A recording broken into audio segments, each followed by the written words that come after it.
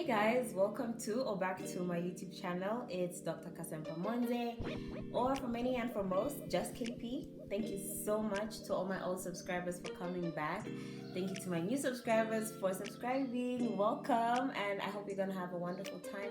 Please be sure to DM me, comment, and tell me what you'd like me to talk about. I do have a couple of things I want to share, but I also want to address what you would like to hear.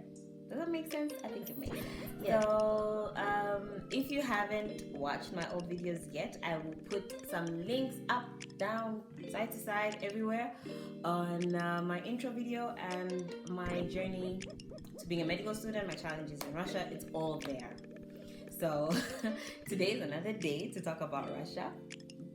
And I would like to address some of the myths that a lot of us have been told about, a lot of us think about Russia. And this is not all me. I got a lot of help from a lot of my friends.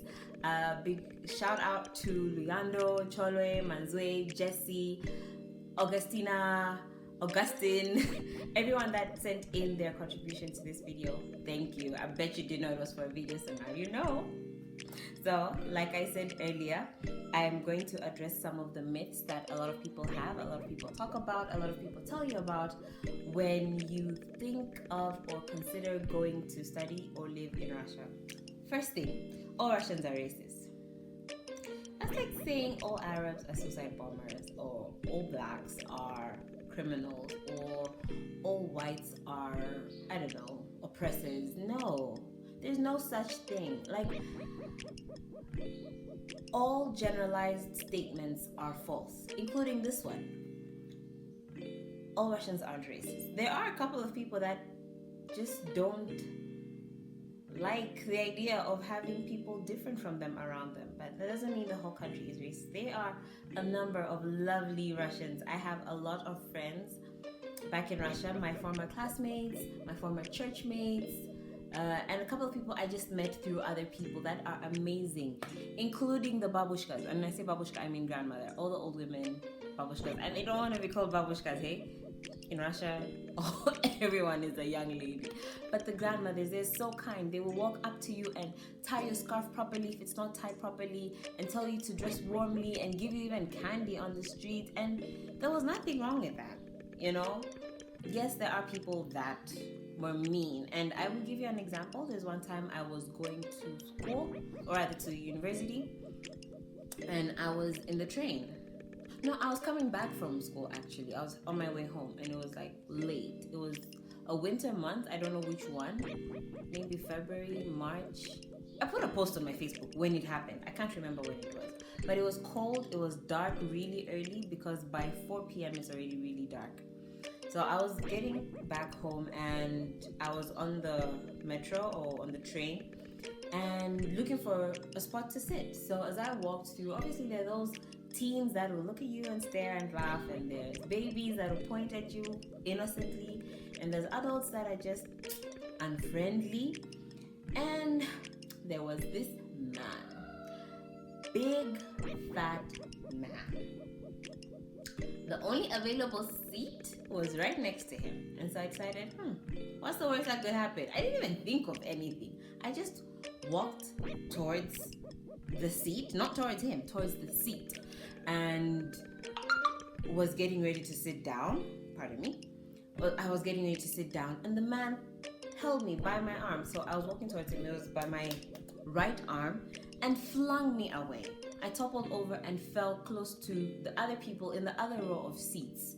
And he starts insulting me, calling me a monkey, telling me how I was unwelcome in the country, what I was doing there. I was dirty, I was smelly, and I shouldn't be there, and I shouldn't even dare to sit next to him. And you see, what hurt me the most in that particular moment is no one came to my aid. It really hurt me, but I forgot about it till now. So yes, there are such people, but it's not the whole country.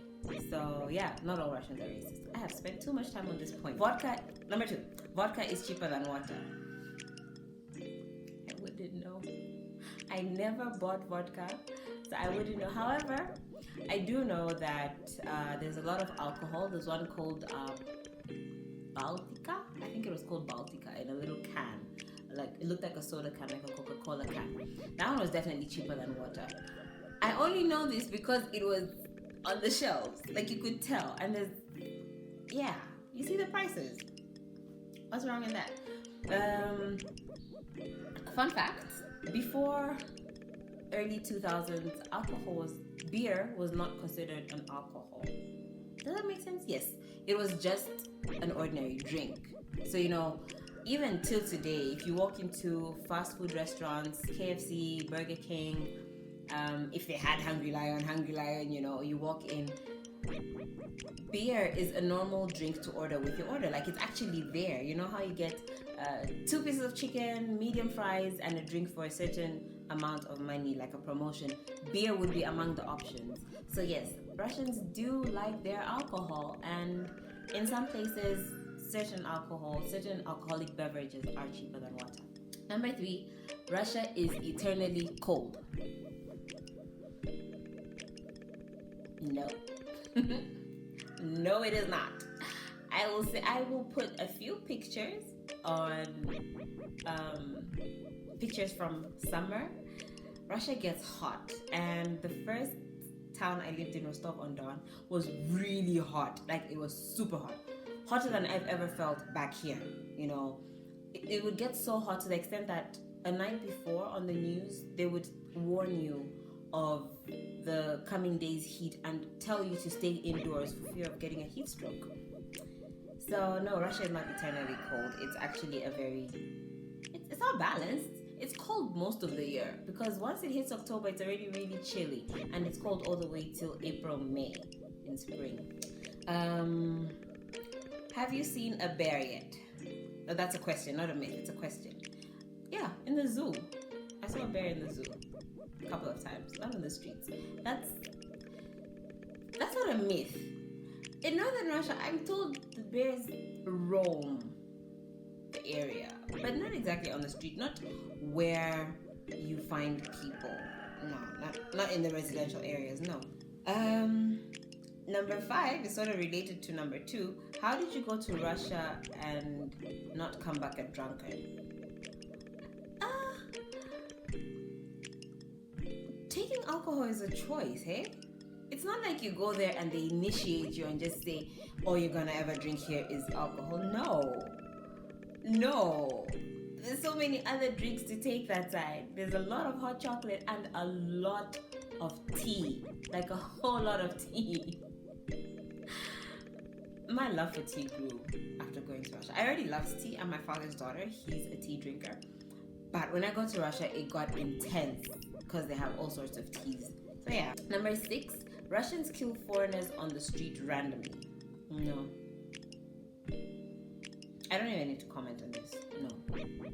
You have to aggravate a person for them to kill you. Number 7, how are you feeling cold? Oh, this is now like upon getting back home.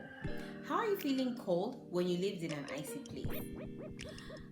Ladies and gentlemen, or as Chan would say, les and gentlemen, the cold is not, your perception of the cold is not dependent on the weather. It's dependent on you. There's those people that are just naturally cold, like they're always feeling cold. You can't say we're all gonna feel cold because of the way they're feeling cold. No, it's dependent on the receptors in your skin and your thermoregulatory center in your brain. Okay? So if I'm feeling cold, allow me to feel cold. That's what my body does when it's cold, okay? Number 8. So how did you survive without Shima? I ate rice, macaroni, fries, chicken, sometimes beef. I had snacks. I used to bake cakes. In short, Shima is not the only food in the world. Zambians, no, it's not the only food in the world. It's just, yes, we are used. We love our staple food. I love it too. There's something they have called manaya kasha, which we also ate very frequently. And it was very close to Shima. It was made out of wheat and it was a bit sticky. And then it had this gooey consistency. But it was really nice. We had it very often, especially when we met together. Because cooking one small Shima for yourself was a bit boring. So as Zambians, when we got together, that was definitely manka on the list or on the menu.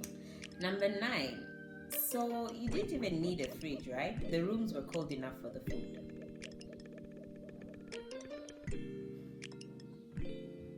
Number 10, which was a recent favorite, and it only came about because of Corona. Lions roaming the street because of Corona. I can count on one hand the number of lions in Russia. Literally. And I don't think His Excellency Vladimir Putin is that mean. People just tend to think he's this tyrant that is bullying his country left, right, and center. No, he's quite a good guy, in my opinion. Disclaimer, this is in no way me being politically affiliated to anything Russian government. No, I'm just making a comment. There were no lions roaming the streets in Russia to prevent people from going outside just because of the coronavirus. No, that did not exist. So these and many more are the myths that a lot of people spread concerning Russia. Tell me some that you've heard about or that you think are myths, and I'll correct them for you down in the comments. I will see you in the next video, and make sure to like, share, and subscribe. Tell a friend to tell a friend, and see you next time.